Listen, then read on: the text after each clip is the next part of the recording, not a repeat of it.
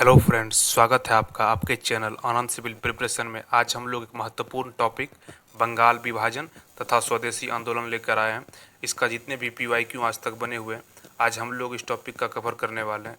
तो चलिए प्रारंभ करते हैं। आज का पहला प्रश्न है, हड़प नीति, बंगाल विभाजन, अस्थाई बंदोबस्त, सहायक संधि में से सबसे बाद में हुआ। तो सबसे बाद में आपका बंगाल विभाजन ही हुआ था 16 अक्टूबर 1905 को।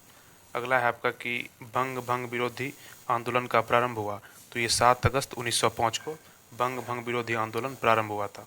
अगला है आपका कि वह आंदोलन जो बंग भंग के बाद शुरू हुआ। तो ये था स्वदेशी आंदोलन जो बंग भंग के बाद शुरू हुआ था। अगला है आपका कि बंगाल विभाजन।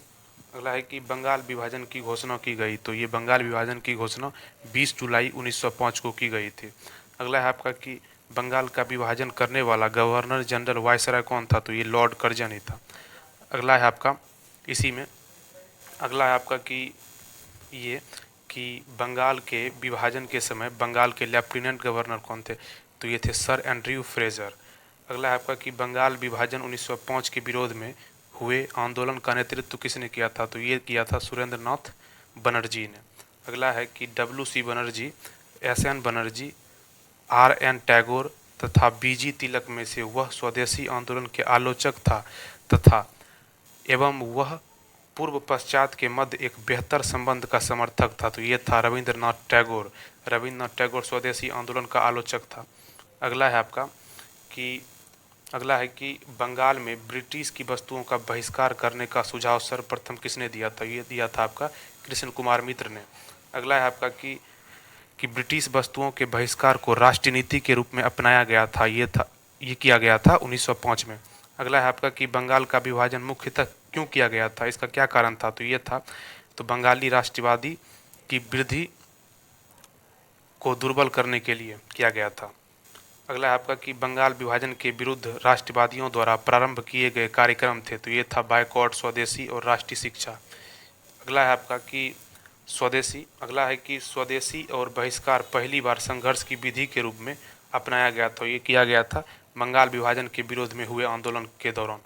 अगला है आपका कि बंगाल वर्ष 1905 में विभाजित हुआ, जिसके विरोध के फलस्वरूप यह दोबारा विभाजित हुआ। तो ये 1911 में दोबारा विभाजित किया गया था। अगला है आपका कि मद्रास में स्वदेशी आंदोलन का नेतृत्व किसने किया था। तो ये किया गया था चिदम्बरम पिल्ले के द्वारा। अगला है आपका कि स्वदेशी आंदोलन का नेतृत्व दिल्ली में कौन किया था। तो ये किया था सैयद हैदर रजा ने। अगला है आपका कि महिलाएं, कृषक, मुसलमान तथा बुद्धिजीवी वर्गों में से 1905 के स्वदेशी आंदोलन से मुख्यतः अप्रभावित रहे। तो ये अप्रभावित थे कृषक और मुसलमान, ये दोनों अप्रभावित ही रहे थे। अगला है आपका कि वह आंदोलन जिसके दौरान वंदे मातरम भारतीय राष्ट्रीय आंदोलन का शीर्षक गीत बना। तो ये था स्वदेशी आंदोलन के दौरान ही। अगला है आपका कि स्वदेशी की भावना से ओतप्रोत भारत के चरमपंथी राष्ट्रवादी आंदोलन काल के संदर्भ में सही कथन है। तो ये सही कथन है आपका कि 1898 में राष्ट्रीय शिक्षा की योजना सतीश चंद्र मुखर्जी द्वारा तैयार की गई थी। इसी में अगला है कि बंगाल नेशनल कॉलेज की स्थापना 1906 में हुआ था। प्रधानाचार्य आपका अरविंद घोष थे और टैगोर ने ये है आपका कि टैगोर ने कि आत्मशक्ति की उपासना का उद्देश्य दिया, जिसका मुख्य उद्देश्य गांवों का सामाजिक और आर्थिक पुनरुद्धार करना था। अश्विनी कुमार दत्त ने बारिसाल में मुस्लिम किसानों के आंदोलनों के उनका नेतृत्व किया था। ये सब कारण था। अगला है आपका कि स्वदेशी आंदोलन के संबंध में सत्य है। तो ये है सत्य आपका कि कुछ विशिष्ट मुसलमान आंदोलन में शामिल हुए स्त्रियों ने आपका आंदोलनों में सक्रिय भागीदारी की। आंदोलनों ने बंगाल के किसानों को न तो अधिक प्रभावित किया और न ही शामिल हुए। अगला है कि इसी में कि स्वदेशी आंदोलन केवल बंगाल तक ही सीमित नहीं रहा, पूरे भारत में हर एक जगह पे आपका हुआ था। अगला है आपका कि स्वदेशी आंदोलन के संदर्भ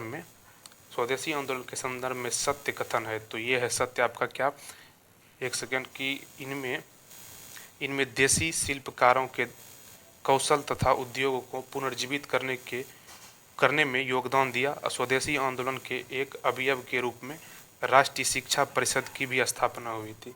ये सब लाभ हुआ था इसका। अगला है आपका कि ब्रिटिश पत्रकार H.W. नेविल्सन जुड़े हुए थे, तो ये स्वदेशी आंदोलन से ही जुड़े हुए थे। आपका ये इंपॉर्टेंट प्रश्न है कि स्वदेशी आंदोलन के दौरान विदेशी पत्रकार कौन जुड़े थे, तो ये H.W. नेविल्सन जुड़े हुए थे। अगला है आपका कि भारत की प्राचीन कला परंपराओं को पुनर्जीवित करने के लिए एक Indian society of oriental art की स्थापना अवनींद्रनाथ टैगोर के द्वारा किया गया था। तो ये था आपका लास्ट प्रश्न स्वदेशी आंदोलन और आपका बंगाल विभाजन से।